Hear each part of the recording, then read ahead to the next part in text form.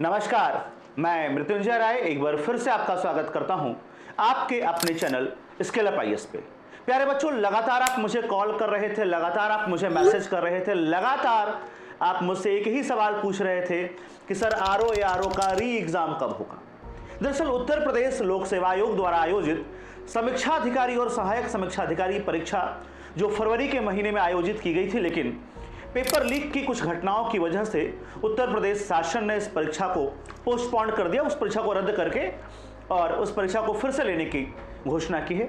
दरअसल पहले कयास ये लगाए जा रहे थे कि ये परीक्षा जुलाई अगस्त तक हो जाएगी, लेकिन जिन सोर्सेज से आपको मालूम चला है उन्हीं सोर्सेज से मुझे भी मालूम चला है कि अब ये परीक्षा जुलाई अगस्त नहीं बल्कि नवंबर में होगी। अभी एक दिन पहले आयोग ने अपने कुछ वैकेंट डेट्स जारी किए हैं, पब्लिश किए हैं, तो संभावना बढ़ गई कि ये परीक्षा नवंबर में होगी और यूपी पीसीएस प्रीलिम्स की परीक्षा अक्टूबर में होगी। अब समस्या क्या है वो समझ लीजिए। आप में से बहुत सारे अभ्यर्थी हैं जो यूपी पीसीएस भी दे रहे हैं और आरओ भी दे रहे हैं, दोनों एग्जाम को आप लोग लगातार दे रहे हैं, लेकिन आप में से मैक्सिमम है जिनका फोकस किस पे है, आरओ पे। उन्हें पता है कि यार अभी मेंस बहुत अच्छे से पढ़ा नहीं है, राइटिंग प्रैक्टिस नहीं किया है, तो शायद यूपी पीसीएस में कहीं मेंस में रह जाएं या इंटरव्यू में रह जाएं। तो अगर नौकरी चाहिए और 6 महीने में नौकरी चाहिए तो अभी भी अपना पूरा फोकस आरओ के एग्जाम पे कर दीजिए।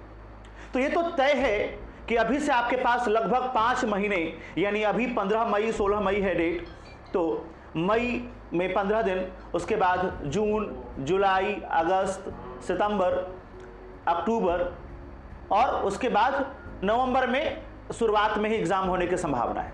अब आपके पास अगर इतना समय है 6 महीने का, तो क्या 6 महीने में इस परीक्षा को क्वालिफाई किया जा सकता है?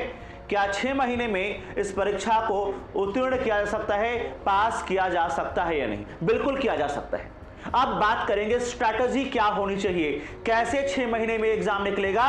तो अपना पहला फोकस कीजिए, केवल और केवल जीएस को तैयार कीजिए। और ध्यान दीजिए, जीएस को 2 लेवल पर तैयार कीजिए, फैक्चुअल, कॉन्सेप्चुअल, क्योंकि सवाल कैसे पूछेगा ना आपको पता है ना मुझे पता है, तो फैक्ट भी आपका तैयार होना चाहिए और आपका कॉन्सेप्ट भी क्लियर होना चाहिए।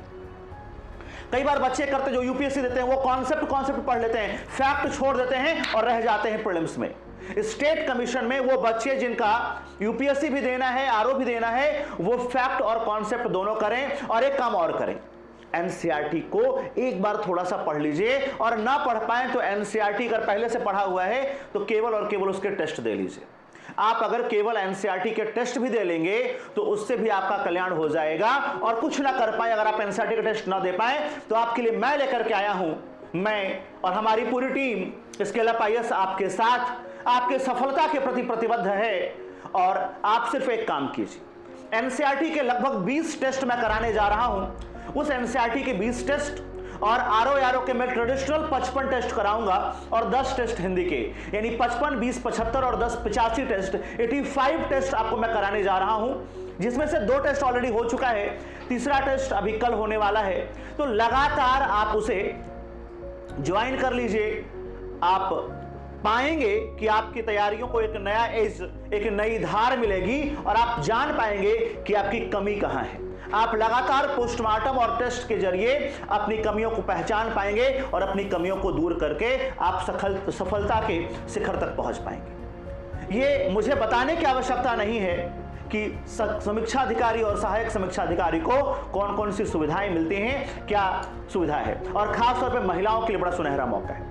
यार 5 डेज का वर्किंग डे आपको सिविल सेवा में मिल रहा है और 10 से 5 वाली नौकरी, 10 से 6 वाली नौकरी मिल रही है, और क्या जान लोगे? और क्या चाहिए आपको?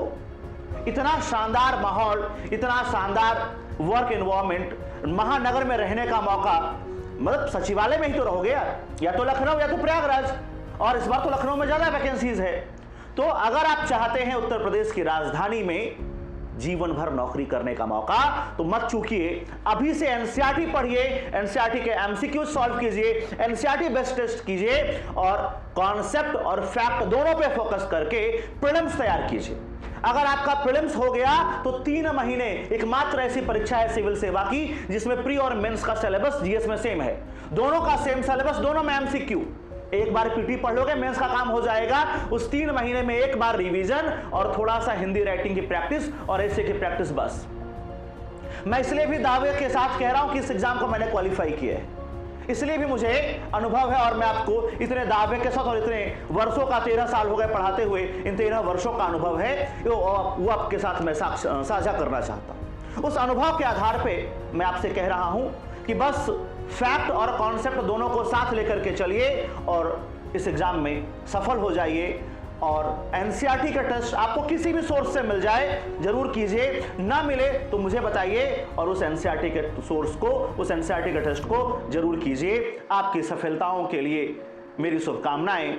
धन्यवाद। जय हिंद।